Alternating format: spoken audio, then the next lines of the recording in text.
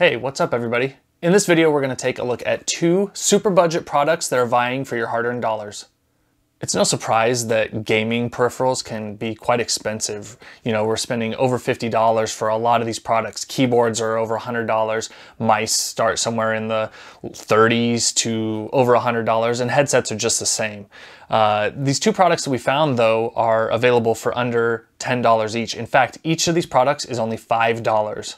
I just happened to be walking through our local Five Below looking for some candy and I think some cheap toys for the kids to play with for a road trip. And I stumbled across a couple gaming products and then really rounded the corner and found a whole plethora of really affordable products. And I was really curious to see, like, are these products any good? I mean, a $5 mouse, oh, spoiler alert, one of them's a mouse, and a $5 gaming mouse pad that has RGB lighting, spoiler 2, that's what that one is. But there were keyboards, headsets, there were mouse bungees, everything in between, and they were all very affordable. In order to get an idea of exactly how good these products were, because really, remember, we're in a store that sells like $1 to $10 products. That's kind of what they make their money off of. How good are these products going to be that are geared towards gamers? Again, this is a $5 mouse. Now, I don't expect anything crazy from this product, but I am really interested to see exactly how it performs, how it feels. I mean, how much do you want out of a $5 mouse?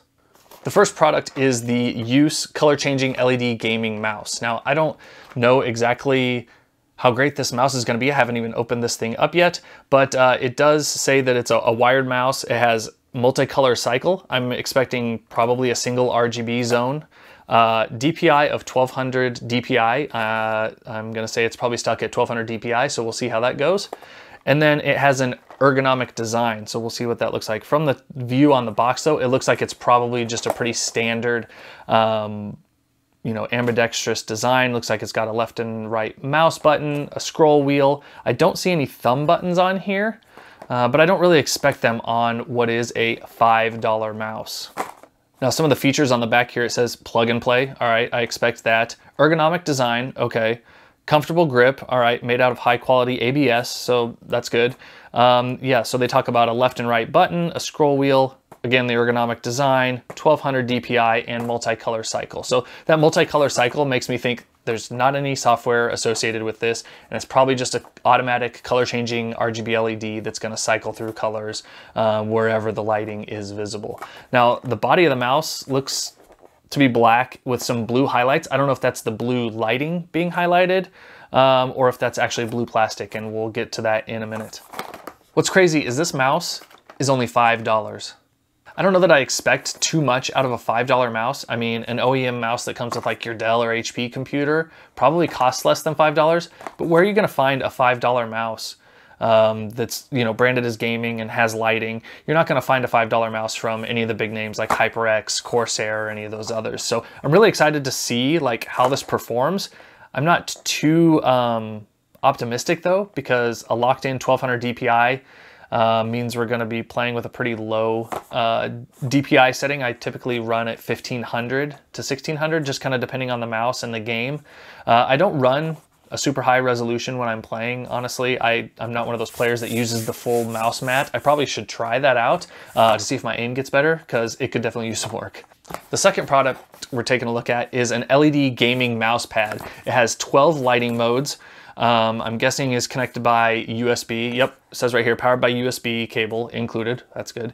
A textile surface designed for precise control and low friction. All right, I can get with that. Anti-slip rubber base, and it looks to be 13 by 10. So that's a pretty good sized mouse pad for $5. I'm not expecting too much out of this. I'm curious to see what the 12 lighting modes are, and I'm guessing it looks like there's a button on top where you can probably cycle through those lighting modes. I'm really kind of interested to see how this looks. I think this is going to be a pretty cool product actually for $5. All right, so let's take a look at this mouse. The box is pretty small, which I like. You know, there's probably no accessories or anything like that in here, but I like the minimal packaging design. Some other companies could actually take some advice from this kind of design and go with a little smaller, more eco-friendly packaging. All right, nothing else in the box. So we have the mouse kind of protected by a little plastic covering, which is nice. I mean, keeps keeps it a little safer in transportation. We have a rubber cord here, pretty standard cheap mouse cord like we're all used to, and a pretty standard USB plug as well. All right, so the first thing I'm noticing now that I'm actually touching the mouse as opposed to the cover, this thing feels super cheap. The plastic is very plasticky, obviously, but it just instantly feels thin. Like the plastic panels are super thin, and I can tell the mouse is going to illuminate all that single color. So we were talking about the box showing it all blue. That lighting inside is going to just kind of radiate throughout the whole mouse, it looks like. And I'm actually seeing maybe some damage, maybe some molding, plastic molding, not actual mold. Yeah, we'll get to that in a minute. All right, so this definitely feels pretty low end, but let's see how it feels. It's honestly not, it's not bad. I don't like the ring finger edge here, this kind of concave piece here feels kind of odd, but it feels good to my thumb, and it feels good to my left and right mouse fingers. Oh, I don't like the feel of that mouse wheel. It's kind of stiff. It's got kind of a plasticky, yeah, oh yeah, that's definitely plastic and not rubber. That feels not good. But honestly, like, it's not horrible feeling. On the bottom here, I can't, oh gosh. These look like, it looks like it has feet on it, but I don't think that they're actually feet. They're definitely not PTFE. I think it's just plastic, the bottom plastic base molded to look like actual feet that have some movement to them. So I'm not too excited to use this mouse. It's definitely lightweight though. This is really light. And it's probably light because this plastic is super thin. Definitely not a great build quality, but it's, or I should say, the build quality feels good. It doesn't feel like wonky or unstable. It's actually really solid. Oh, whoops. I think I may have broken part of it. It's actually, other than that pop there, I don't see that where I broke it or anything. It's really solid. There's no squeaking, no moving, nothing. But the plastic's just very thin feeling. But this thing weighs nothing. I'm gonna weigh this. I'll be right back. All right, we're zeroed out. And I'm just gonna weigh the mouse on its own. 52 grams. That's light. That's crazy. I was not expecting to weigh this mouse because it just didn't even come to mind. So use is giving you a 52 gram mouse with no visible weight savings actions taken. I mean, there's some openings in the bottom here, but they're just cosmetic. They're not intended for weight saving. So if you put some holes in this thing, you could shave off a couple more grams, I'm guessing. Overall though, not super impressed with this mouse. I mean, it's not the best looking. The texture of the plastic isn't bad though. On the mouse buttons, it's got a little bit of a texture. It's not glossy or anything. The thumb portion is kind of that same texture, but it doesn't feel like it's going to slide around in my hand, which is pretty nice. So I'm excited for that. The scroll wheel though, being plastic, not a fan. Okay, it does click down. That's nice. I'll take that. We'll see if that's actually a button that we can maybe reprogram since we're missing our thumb buttons, and at least assign some action to that button. All right, now that we've taken a look at the mouse, let's go ahead and open up this mouse pad. Again, this is a 12 lighting mode LED gaming mouse pad, and it's actually made by Vivitar. So I'm more familiar with them with like camera accessories, things like tripods and such. But we'll take a look at this here. So let's get into it. All right, nothing else in the box. Okay. So it doesn't smell horrible like a lot of mouse pads usually do, so that's always nice. This is definitely going to take some time to uncurl itself. But this is a nice kind of crystal clear lighting material surrounding the mouse pad. It feels though and looks like it's stitched onto the mouse pad with almost like fishing line. I've seen other mouse pads that use a similar material or maybe like a black stitching. This really looks like some thin fishing line. I doubt that it is, but it is very similar. So it's a pretty standard like mouse pad material. Black in color, no logos or anything, which is nice. It doesn't have, you know, some no-name branding on it. Spider. Anyhow, so yeah, we have the mouse pad here, which we're going to need to flatten out. And then we have our LED controller up here. Looks to have a button on top and a micro USB connection for the cable I dropped. And that cable is, yeah, just a pretty standard micro USB cable. So the bottom of the pad is your standard grippy rubber texture.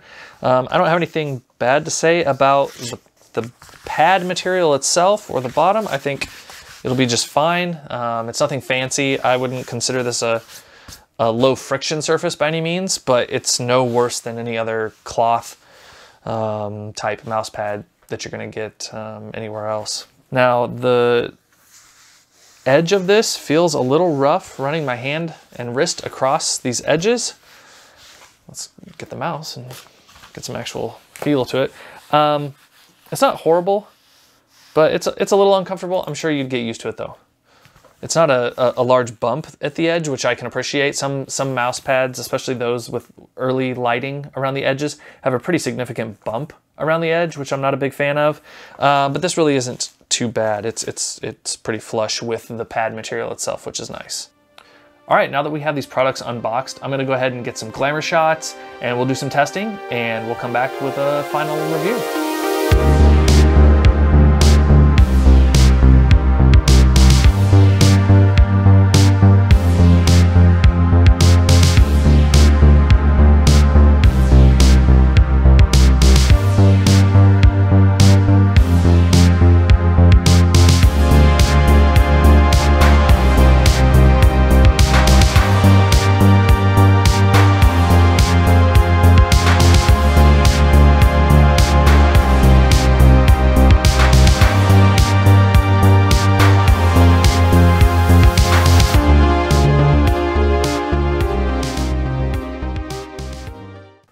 All right, so I spent some time with this mouse and mouse pad, and I have to say, I'm not surprised.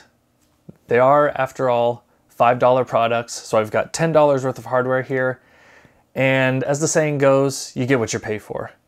As we kind of mentioned early on in the video, the mouse just feels super cheap.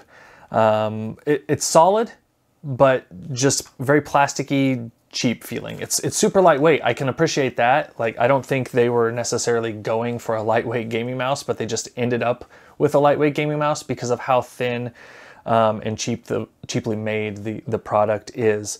I played some Scavengers. If you're not familiar with it, it's kind of a new battle royale crafting type game, and I just had so much trouble playing. Number one, I don't have any thumb buttons, which I typically bind to abilities in games. You know, in Fortnite, I bind them to building different types of ramps and walls. In Apex Legends, I set them as my character abilities. But with this mouse, you just have your left and right click as well as the mouse click. So I'm missing two functions right there at my thumb. So that kind of, you know, makes me play in a different mode that I'm not used to. And I don't feel like I have as versatile of a toolkit as I typically do on other gaming mice. That being said, using the mouse with the mouse pad wasn't a horrible experience. Even though these aren't actually true mouse pads on the bottom and it's just the molded plastic made to look like them, it really actually moves on this mouse pad pretty good. It's not awesome, and it's not the smoothest feeling combination of devices I've ever utilized, but it's not horrible, which I was actually really surprised by. Another thing you'll notice here is this mouse pad is still curled up. I've had this thing opened for quite a while now, and I'm still having issues with it curling up on me. I've put books on top of it overnight. I've put a UPS that I have in the box on it to try and get it to flatten down. And I think that's a combination of maybe a little bit of the material and the time in the box, but I think it's actually the material that they used to surround the mouse pads to get that lighting effect on here. I think it just kind of is curling odd for me. I think over time it's going to get better, but really I'm not seeing too much of an improvement, honestly. Another thing I wanted to note about the mouse pad here is while it's pretty bright up by where your lighting unit is and the control button and USB connection, this corner here doesn't get hardly any lighting. I'm not sure how well the camera's picking it up. In some shots, it was actually picking up the lighting all the way around the mouse pad, whereas I couldn't even see color in some of it. So right now, it's pretty bright up here by the control box, but down here, it's absolutely transparent and clear. So, it's kind of a cheap way of getting lighting to go through a clear material. You're shining it directly at the end inside of here and hoping that the light will follow the clear material all the way around, but in practice it just didn't work out. So I wouldn't really recommend this mouse pad if you're wanting it solely for the lighting. I think you'll be really disappointed, but for like a $5 mouse pad, it's not horrible. It actually wasn't too uncomfortable when I was utilizing it. I was a little worried about the material used to sew the lighting strip onto the pad itself, but it was comfortable enough. I don't see any issues there. And the lighting, like we said, with the mouse is just a single lighting unit. Now, I noticed multiple times, and you can kind of even see it here, if you lift the mouse up off of your mousing surface, the light from the LED on the bottom, the sensor on the bottom, brightens up quite a bit and actually adjusts the color of the lighting on the mouse, which is kind of funny. Not intentional, I don't think, but it's just a byproduct of the design of the mouse. As far as accuracy of this mouse goes, I didn't notice it so much in games because I think I was constantly moving, but just on the Windows desktop alone, I was having trouble being precise with my mouse pointer. It was almost like the sensor just didn't recognize when I started to move the mouse, or maybe when I stopped, or when I was trying to be precise. It almost was kind of like a hitching feeling, kind of a jerky feel. Once I was moving around, it seemed all right, but it just seemed off all the time. And I found myself misclicking a lot of times, opening folders, clicking on web pages, just general use just felt odd on here. Now, scrolling around like websites, the mouse wheel was fine. I had no issues with that. The 1200 DPI of this sensor, I did adjust my Windows mouse movement settings a little bit. My default is 10. I moved it up to 14, and that helped me kind of get some of the motion back that I like, the distance that the mouse cursor moves in relation to the mouse itself. So I'm not exactly sure. I think it's probably has to do with the sensor in here. I haven't torn this apart yet, but I'm guessing this is definitely not like a PixArt high-end sensor. There's no way they could throw that sensor into a $5 mouse. So in conclusion, I don't know that I would really recommend these as a replacement to any of your existing gaming peripherals. Now, if you're wanting to get into computer gaming and you're stuck with maybe a OEM type mouse and mouse pad, these might be an all right upgrade for you. You kind of want the look of the lighting and maybe a different aesthetic as opposed to an OEM mouse that just looks like generic mouse. These might be all right, and for the price of $5 each, you're not really going to lose a ton of money on these. Now, if you're really serious and wanting to get into competitive gaming or just more enthusiastic, enthusiast type gaming, I would definitely spend the extra money and go with a bigger name brand. I think you'll have a lot better experience. Plus you get like the software that they come with. You can adjust your lighting, you can adjust sensitivity most of the time, you'll get extra buttons on a lot of mice. It's really just worth saving up a little bit more than the $5 that you're gonna spend here. Save that $5 and spend a little bit more money on a name brand peripheral. Now the mouse pad, I could say you'd be all right with this mouse pad, but there's better ones out there as well, especially lit ones. You can get all sorts of lighted mouse pads as well. So overall, I think these $5 peripherals are more of a gimmick than anything. I don't recommend them for long time use. And actually this mouse was actually kind of uncomfortable after a long period of gaming. I don't know if it was just the shape that didn't agree with my hand or what the deal was, but I felt myself getting a little fatigue in my wrist. So I can't recommend it for long gaming periods either. If you're in the market for a new mouse and you just want something with a little bit of lighting but don't want to spend a lot, I think spending $5 on this mouse is not a horrible thing, but I would definitely recommend going with a well-known brand of gamer mouse. Same thing goes for the mouse pad. While $5 really isn't too much and you get a couple lighting modes with it, I would really spend the extra dollars to get something a little more of quality and from a name brand as well. Well, that's it from our $5 mouse and mouse pad video. I hope you enjoyed this content. If you did, give us a thumbs up and consider subscribing. We'll catch you in the next one.